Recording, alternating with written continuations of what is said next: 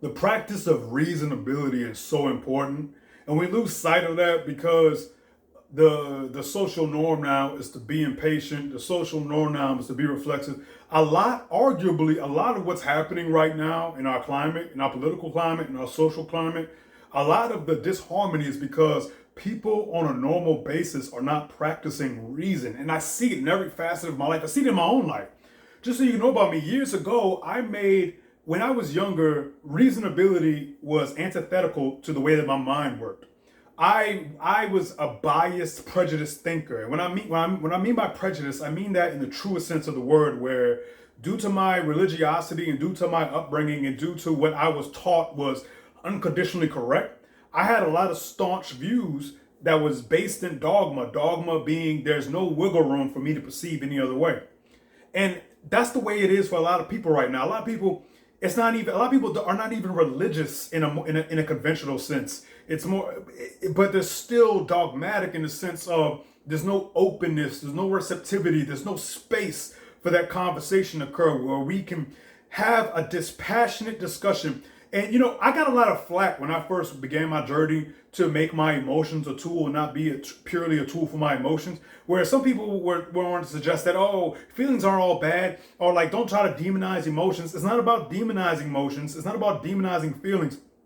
But you do have to demand evidence of your feelings. You do have to demand evidence of your feelings. I do agree with this. And what we don't do is we don't demand evidence. We feel and we react. There's no response. There's no real mindful, grounded, present moment articulation.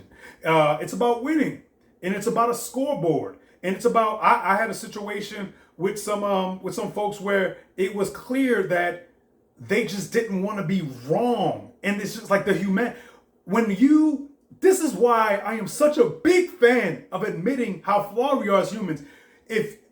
If you don't learn to get off on the fact that you're a flawed creature and that you're going to be wrong, then you'll only double down on your incorrectness. And is that not a prison? Is that not a place where you don't want to be, nor do you want anybody else in their lives to be?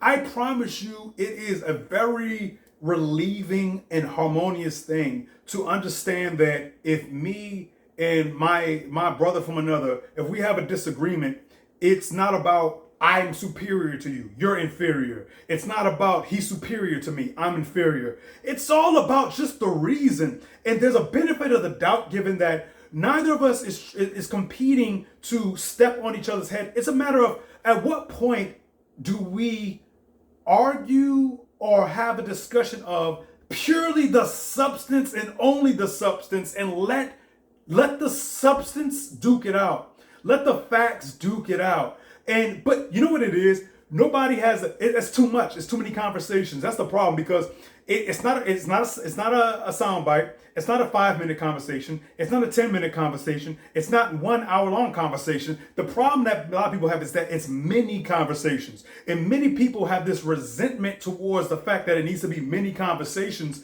And so then we say like, oh, like we are entitled to not doing it. Like, no, that's not doing it. My life, I got better things to do in my life. But are y'all seeing the consequence of it not being normalized to engage in the practice of having reasoned discussion? What you're seeing is a large, tremendous byproduct of that. Because now nothing's true. Now, who cares about logic? Who cares about rationality? Who cares about who has the greater point? But by the way, that's not only how it is in our political climate. That's how it is in everyday life. I've seen it so many times where it's just a matter. It's a war of feeling and not a war of reason. And it's, again, I can't stress enough. It's not that feelings don't matter, but it is that we do have to prioritize and place an emphasis upon. Sometimes for certain subjects, for many subjects, damn near all of them, you have to prioritize reason first, feeling second. Reason first, feeling second.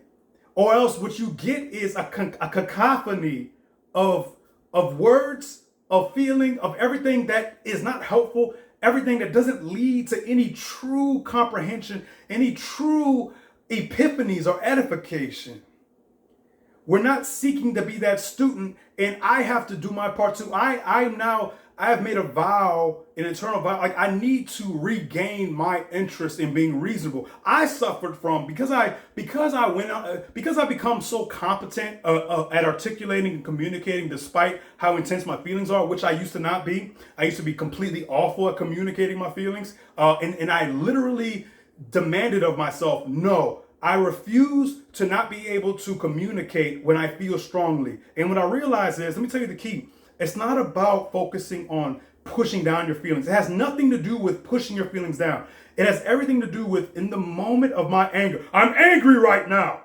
I'm angry. However, I'm going to focus on what? I'm still going to focus.